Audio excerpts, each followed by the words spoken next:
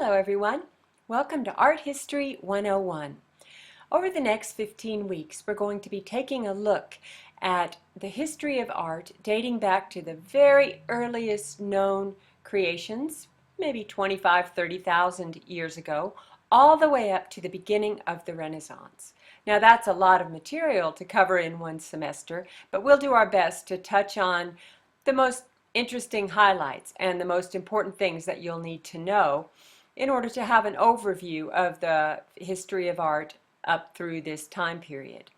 Now, in this video, I'm going to go through a summary of how our course of study will unfold in the semester. But before we do that, I'd like to take a moment to introduce myself to all of you. Hello, my name is Cynthia Dollard, and I am your instructor for this course.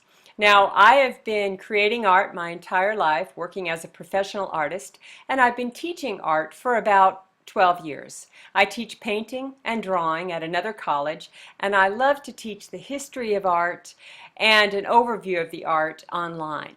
I've been working in the online format, for about 10 years or so, and I really enjoy it for this subject. It's very effective. Now, this is where I'll be working from. This is my art studio, which is located about 100 miles south of Springfield in the Ozark Mountains. I live nearby. I work here. I'm an active artist, creating art hopefully on a daily basis. So if any of you are budding artists out there, if you have a creative question or you want to contact me about anything regarding the arts, please do that. I really love to hear from all of you. So this is my face. This is how you can visualize your instructor. This is where I'll be working from. And before we go into a little bit more of a look at our course of study, I want to offer you another way to visualize your instructor, just for fun. But this next image, it could be useful to you at certain points during the semester. So here's one way to consider your instructor, and here is another way. Here it is. Some days I just feel like this. This is a drawing called Self-Portrait as an Ellahuman that I created a few years back. And what can you say? This is another aspect of myself, perhaps. And really what it is a really fun drawing that I enjoyed, combining several references, sort of done in a classical style, but in no way conventional. Now, I'll offer you one more way to consider your instructor. And this is my home, which is located near my art studio in the Ozark Mountains, and a couple of my four-legged friends, which provide a lot of reasons to laugh in my life, really. So that's a little bit about yours truly, Ms. Dollard here. And if you want to know more, if you have any questions, just contact me. Now let's take a look at how this semester will unfold. We're going to begin with a segment called Looking at Art, which is so important. And with the first 2 weeks of this class, what we'll be doing is looking at terminology, kind of looking also at how we see, so to speak, exploring how we see. And that will help us to look at art as we go through this semester. We'll be looking at a lot of images this semester, and my goal is to combine these images with the stories so that they mean more than just an object, so that you can touch the humanity that went into the making of what we're looking at.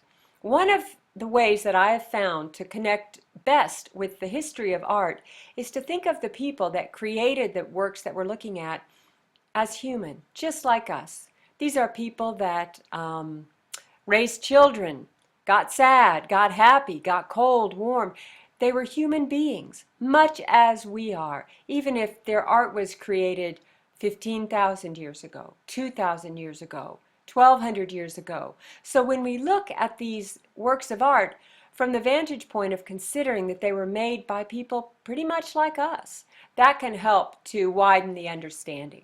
So after we look at looking at art, we're going to go way back to the beginning, to prehistoric art.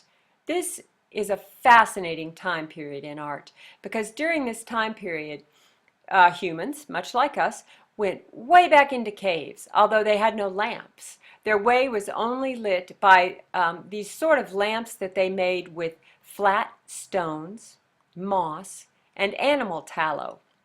animal fat. and they would light these, and they would take usually several with them back into the cave and find a wall in the dark, damp cave, and then put these beautiful paintings and drawings up for all to see.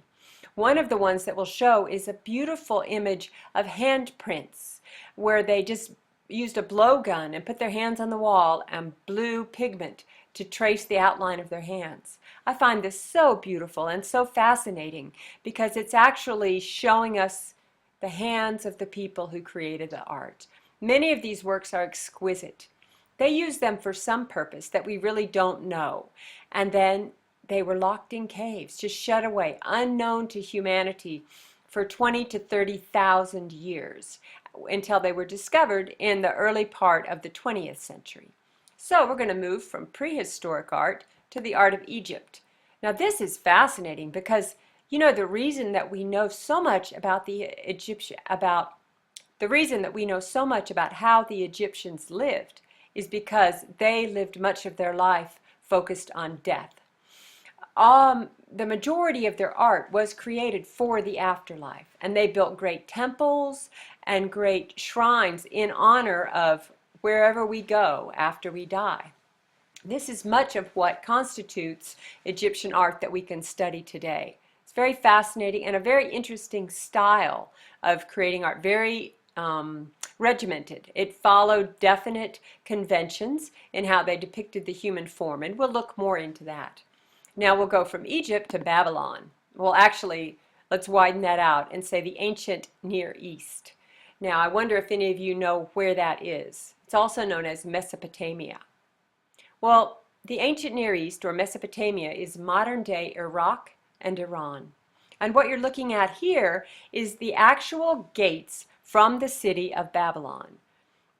You know, the mythical city of vice and you know, all sorts of things that happened in Babylon, songs written, and the Babylonian culture is famous for being decadent.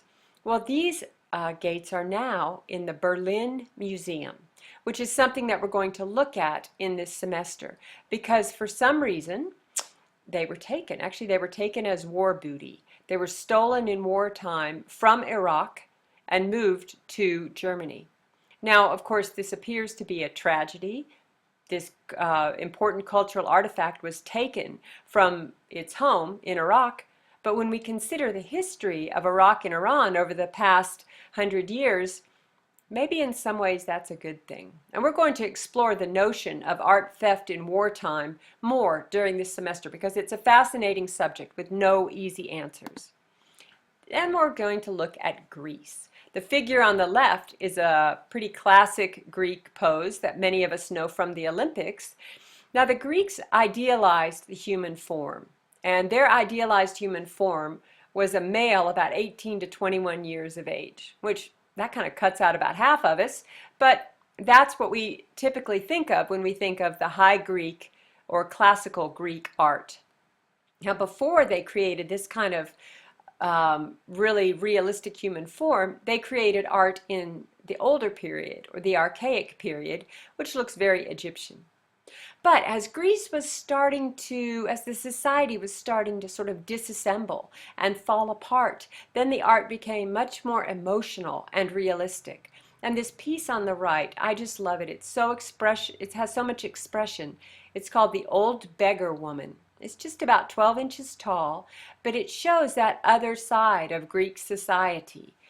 And Greece is a very interesting society because they didn't put much stock in emotional life. It was very rational-based society. And yet, as it got into the later period, when the society itself was destabilizing, there was some strong emotional art that came through. Now we're also going to look at the art of Rome. We think of the Colosseum, we think of the great Roman Empire, but do you think of hairstyles when you think of Rome? This is from the Flavian period, and it's the same period of time that they built the Colosseum. Rome was sort of in its heyday, in its high period. Now this hairstyle, I mean, I'm telling you, that took hours to create, and it was quite fashionable for its day. Now I'm impressed with the sculptor who was able to make these curls out of stone. I find that really interesting. So we'll take a look at Rome, and then we'll move on into early Christian and Byzantine art. This is the art of after the turn of the millennium. Now, during this period of time, in some ways, life on earth was a struggle as the people dealt with the disease, and many people were working very hard in this life. But there was a strong belief in the afterlife, and much art was created and dedicated to the afterlife. In fact, pilgrims would travel great distances to see some of this art. Eventually, it became a problem because they started worshiping the art instead of the deeper message within their religion. But we'll talk about that more later. What I want you to note about this piece is that some of it is done with gold leaf. So it is actually, in a sense, painted with gold. Now let's move on to the Romanesque or Gothic period. These are two periods in art that are they happen around the same time, and they both have this quality of creating, especially in the Gothic period, they created great cathedrals. The cathedrals went to great heights. They were very high buildings, and the architects of these structures had to work to engineer them so they simply didn't fall in. But also, as you can see in this image, the great vertical thrust of the buildings really sent the worshippers' thoughts to heaven, to things above. And that's a powerful way that these early architects worked with emotion, to create an emotion of a reverence, of a heavenward kind of a glance. Because during this time period, life on earth again was pretty hard, but all would be okay in heaven. And also the church had a lot of power and money until this guy named St. Francis came along. Now this artist that we're looking at is named Giotto, and he is known as the forefather of the Renaissance. So his art was created about 100 years before the Renaissance, which began in the year 1400. So he's painting roughly 100 years before that time, named Giotto, and he was a follower of St. Francis. Now St. Francis, he deviated a little bit from the traditional teachings of the Catholic Church at that time. He believed that life on earth was heaven on earth, essentially. And he believed that we could have great joy in life as we know it now, instead of waiting for the afterlife.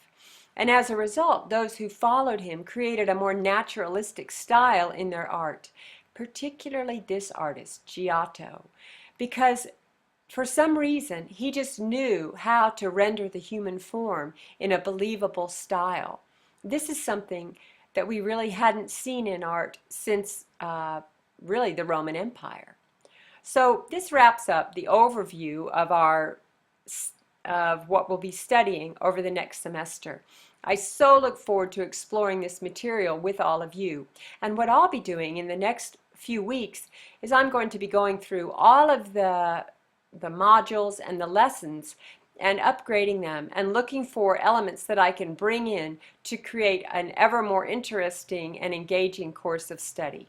So once again, welcome to class. I'm delighted that you are all here, and I look forward to sharing a wonderful semester with all of you. Thanks for listening.